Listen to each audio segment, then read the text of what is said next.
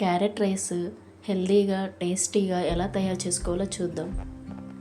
ఈ రైస్లోకి ఒక పొడిని యాడ్ చేసుకోవడం వల్ల టేస్ట్ అనేది చాలా బాగుంటుంది. స్టవ్ ఆన్ చేసి కళాయి పెట్టుకొని 3 టేబుల్ స్పూన్ల ఆయిల్, పచ్చిశనగపప్పు, ఆవాలు, జీలకర్ర, మినపప్పు, కొన్ని జీడిపప్పు, అలానే పల్లీలను కూడా వేసి ఫ్రై చేసుకోవాలి.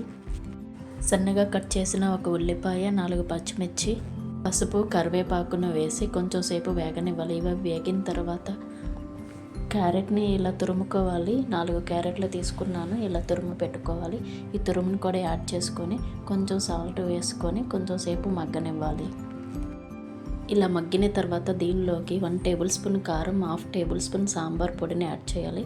సాంబార్ పొడి యాడ్ చేయడం వల్ల అనేది టేస్ట్ అయితే చాలా అంటే చాలా బాగుంటుంది.